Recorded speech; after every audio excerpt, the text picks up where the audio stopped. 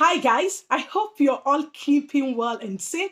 Welcome to Early Years Matters TV. On this channel, we focus on everything early childhood related.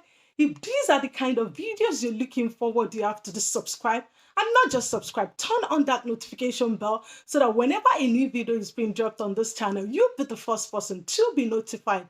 So today I'm going to be talking about intellectual or cognitive development in early childhood. Yes, today's discussion is going to be all about intellectual or cognitive development in early childhood. In my last video, I looked at the physical development in early childhood, which has to do with the young child using their fine motor skills, their fingertips, and their whole body. So today is all about the intellectual or cognitive development in early childhood. You might be wondering, what is intellectual or cognitive development? So simply means the child being able to use their brain, their thinking. So cognitive has to do with the child using their brain, thinking, their imagination. So when you hear the word intellectual or cognitive development, it simply means the young child ability to be able to use their brain, to be able to imagine. And this is what intellectual or cognitive development is all about. So, early childhood educator and a parent, you have a lot of role to play in relation to promoting the intellectual or cognitive development of the young child. So now let's talk about the activities that you could incorporate into your early childhood curriculum or as a parent in order to promote the intellectual or cognitive development of the young child. Could ask a child question. When you ask a child question, it has to do with the child using their brain. You ask them a question, they pause for a while, they think before they give you an answer. But I'm going to encourage you in relation to asking questions, ensure that you ask open-ended question. This is important. Don't ask a yes or no question, because when you ask a yes or no question, it's just going to be all about yes or no. So for instance, if you ask a child, have you ate your dinner? The child is going to say yes or no. But when you ask the child a question such as, what did you have for dinner?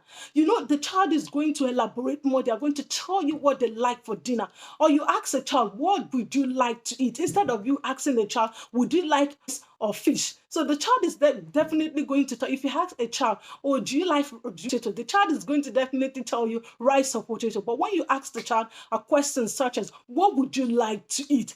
How has your day been? So, they are making use of their imagination. It has to do with the child thinking. So, open-ended question. I'm going to encourage you, when you're asking the young child question, make sure they are open-ended questions that will encourage them to think, to use their imagination.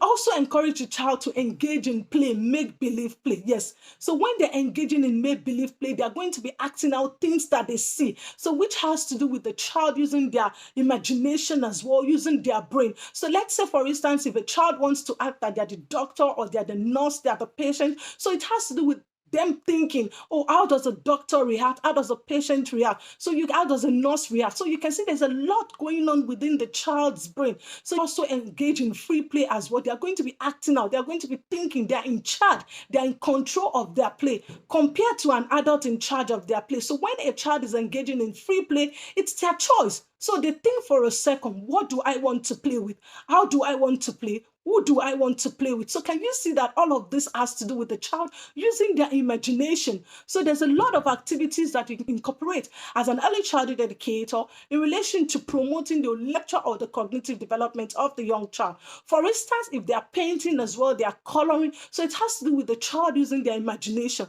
because they're going to think, oh, what do they like to paint with? What color of paint do they want? If they're coloring as well, what color do they want as well? So you can see that all of this has to do with the child using their imagination. So engage them in storytelling as well. So when you engage them in storytelling, give them the opportunity to ask you questions as well. So when they're asking you questions, it has to do with them using their imagination as well. So they may ask you questions such as, what's going to happen in the next page? So it has to do with them using their imagination. Or you ask them a question, boys and girls, what do you think is going to happen in the next page of the book? So it has to do with them thinking. So I'm going to encourage you as parents, as an early childhood educator, it's important that you prompt the children's curiosity. This is what cognitive development is also all about. Prompting the children's curiosity, ask them questions.